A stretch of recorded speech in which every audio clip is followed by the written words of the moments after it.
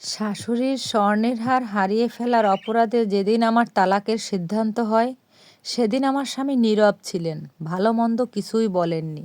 রাতে শোবার সময় আমি তার গায়ে হাত রাখলাম, নরম গলায় বললাম, সামান্য একটা গয়না হারিয়ে যাবার কারণে আমায় ডিভোর্স দিবেন? সারা জীবনের একটা সম্পর্কে এভাবে নষ্ট হয়ে যাবে? তিনি জবাব দিলেন না, পাশ ফিরে শুয়ে পড়লেন। বুকে পাথর চাপা দিয়ে চোখ বুজে রইলাম। কত শত স্বপ্ন নিয়ে একটা মেয়ে স্বামীর সংসারে পা রাখে। নতুন বাড়ি, নতুন মানুষ, নতুন জীবন, কত প্রত্যাশা। সব কিছুই যেন এক নিমেষে শেষ হয়ে গেল। ঘটনার শুরু গতকাল রাতে। কাজকর্ম সেরে শোবার আয়োজন করছি। হঠাৎই শাশুড়ি মা আমার ঘরে এলেন, নরম গলায় বললেন, এ বাড়িতে থাকতে তোমার কোনো অসুবিধে হচ্ছে না তো মা? আমি মাথা দোলালাম, বিনয়ের সবটুকু গলায় জড়িয়ে বললাম, না মা, কোনো সমস্যা হচ্ছে না, এখানে বেশ ভালোই আছি।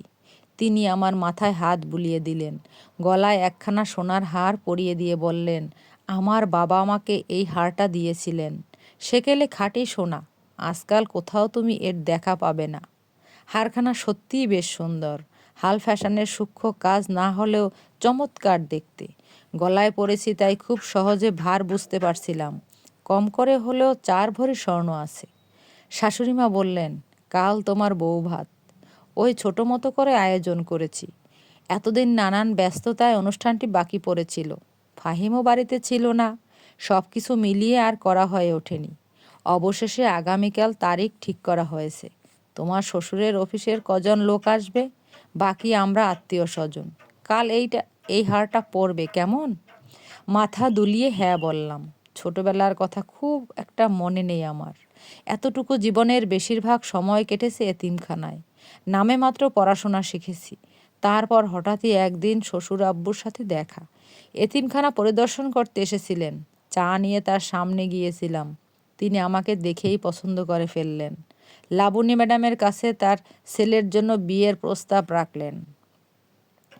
বনেদি পরিবার, ছেলের চরিত্র ভালো, নামি দামি কোম্পানিতে বেশ ভালো বেতনের চাকরি করে।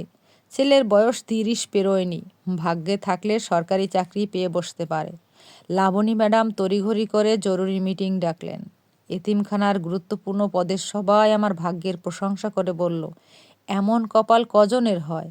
মা বাপ থাকার পরেও অনেকের কাছে এমন সম্বন্ধ সোনার হরিণ। গাদা গাদা টাকা দিয়ে ঘটক ধরেও জোগাড় করতে পারে না। সেখানে মাইশার ভাগ্য দেখো, সৌভাগ্য যেন নিজে হেঁটে ওর দরজায় এসে দাঁড়িয়েছে। সুরভি ম্যাডাম বললেন, এত তাড়াহুড়ার কিছু নেই, ছেলের সম্পর্কে ভালো করে খোঁজ খবর নিতে হবে। বড়লোকের আদুরে ছেলের সাথে এতিম মেয়ের বিয়ের প্রস্তাব রহস্য ছাড়া আর কিছুই নয়। হতে পারে ছেলে বকে গেছে, তাই তাড়াতাড়ি করে বিয়ে দিতে চাইছে। ম্যাডাম শুধু কথাগুলো বলেই ক্ষান্ত হলেন না, নিজে দায়িত্ব নিয়ে সব খোঁজ খবর করলেন। রোহানের বন্ধুমহল, প্রতিবেশী কারোর সাথে কথা বলতে বাদ রাখেননি। তার খোঁজাখুঁজি দেখে এতিমখানার সভাপতি সাহেব তো বলেই বসলেন, ভাবসাব দেখে মনে হচ্ছে সুরভি ম্যাডামের নিজের মেয়ের বিয়ে।